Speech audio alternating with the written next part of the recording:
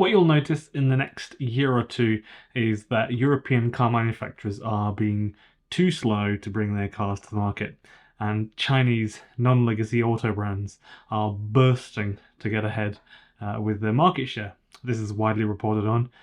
That's exactly what we're seeing here. Chinese electric vehicle EV manufacturer NIO, you may not have heard of them, is making a push to expand its presence in the European market with plans to introduce a new model priced under 30,000 euros. So that's about 50, if I remember right, when I did the conversion, about 50,000 Australian dollars. If you're in Queensland, they've just made the rebate that you can get if you buy an electric car $6,000.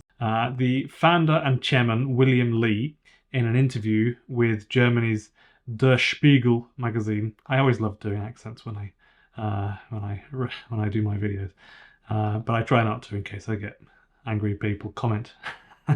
Der Spiegel magazine stated that this price for 30,000 euro is a strong price that would strongly challenge Volkswagen, he said. But it didn't provide any other further details. NIO is already preparing to build a new factory to produce budget EVs for export to Europe under a new brand name. We've no idea what that brand name is. So basically they're just making a new part of their factory to produce a car to sell to Europe, basically, or multiple cars, obviously. No idea what it's called. I wrote a few down. You might agree with these. I thought maybe Chonda, or Chiat, or Toyota. But other than that, I've got no ideas. They're just guesses. The factory will be situated in, again, another city where I can't pronounce the name, Chuzhou, a city located in the eastern part of Anhui in China, and it will be responsible for manufacturing vehicles developed under the project Firefly. So again, this is another company with another project, and they've given it a quirky name. Because I think the last one I remember talking about was Tesla, and they had Tesla, I don't know what it was, Tesla Marvel or something. There was some crazy project name. Anyway, the goal is set to export these vehicles to Europe, where smaller vehicles are more popular, much more popular. I always rave on about small cars being fantastic because I do love a small car, and I always have done. NIO delivered 122,486 vehicles in 2022 in total, which was an increase of 34% year on year, which is great for a company that started in 2014. So it's a very new company.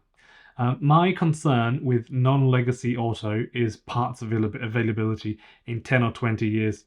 So when the car has been aged sufficiently and passed down to people who might be buying it for $2,000, $3,000, $4,000, are they going to be able to get parts?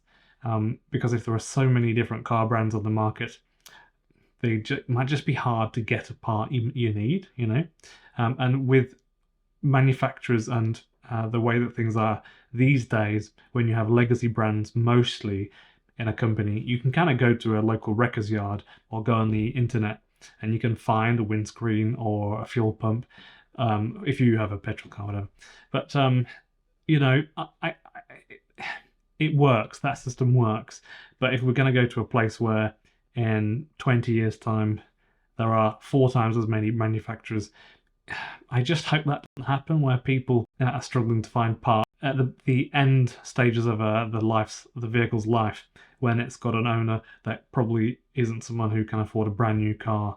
I hope it's affordable and they can get parts cheaply and fairly easily, because it's not always doable for someone to have their car parked on the drive for a month when their windscreen gets cracked. So that's what I'm getting at. If you have a Honda Jazz, I've had a Honda Jazz and a Toyota Corolla, you'll know exactly what I mean. You know what it's like to have the best parts availability you could get. You can get any part, anywhere, genuine or non-genuine. But what if you couldn't get parts or have one one car in your house. So you need to have an element of security in that sense, I suppose. I just wanted to jump in for a second and say thank you very much to anybody that has thought about joining on Patreon, or anybody that has thought about buying me a coffee or becoming a YouTube member, because it touches me that people are so generous, and anybody that joins is really a part of a community that is still fairly new, which is awesome. And you're free to get in touch and say hi, and we can have, we can chat. And if you've got questions, I can happily answer your questions. I love doing that. So I'm really trying hard to make my full-time job making these videos, and it takes a huge amount of time to research them. Hours for every video takes hours, just to make sure that I'm not reading stuff that's from the general clickbaity mainstream media, because I really don't want to produce that sort of content. I want to produce well-researched stuff. So I strive to be as unbiased as I can be, and hopefully you're enjoying the videos. So currently the company operates 2 car assembly plants in Anhui's provincial capital, another city I can't say, Hefei city in Europe.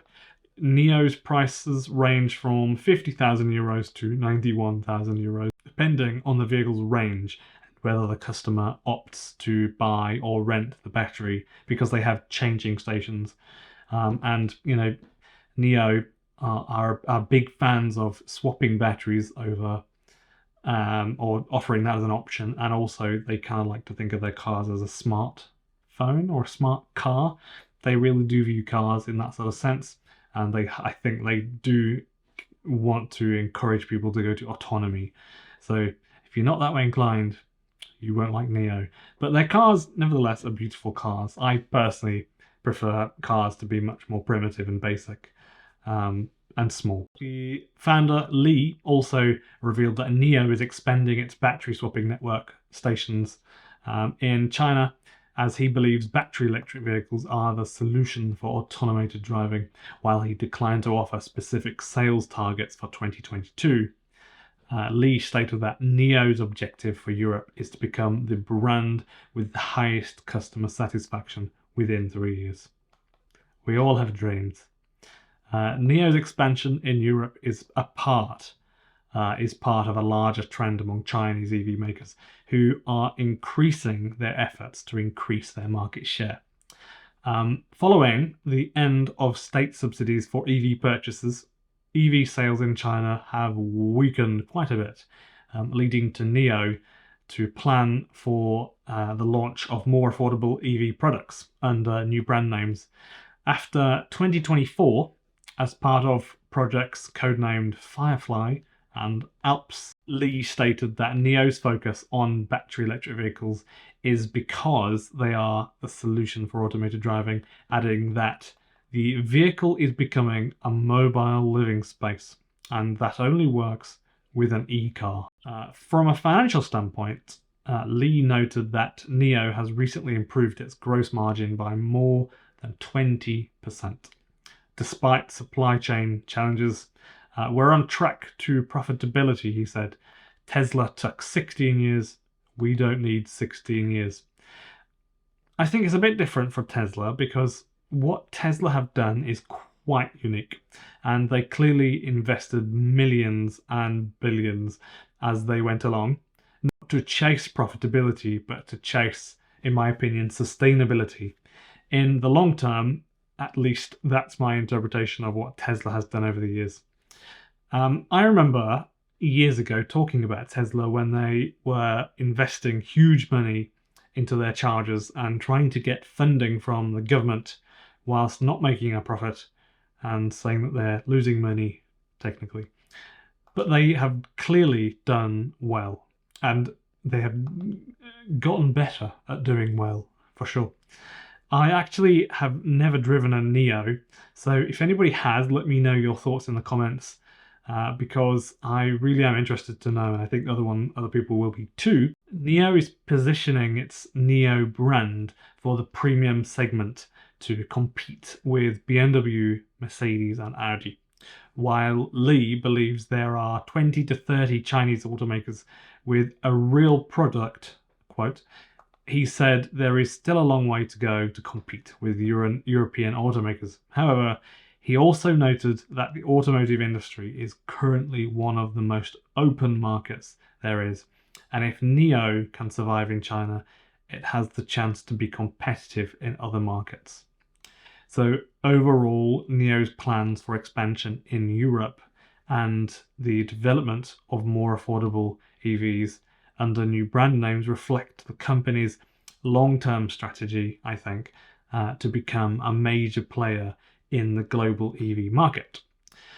As the push toward electrification continues, it will be interesting to see how NIO and other Chinese EV makers fare against established players in Europe and the rest of the world, such as legacy brands, Honda, Volvo, Toyota, for example. Thank you very much for watching, and I hope you found the video interesting. If you enjoyed, then please click the like button for me, and please feel free to leave any thoughts in the comments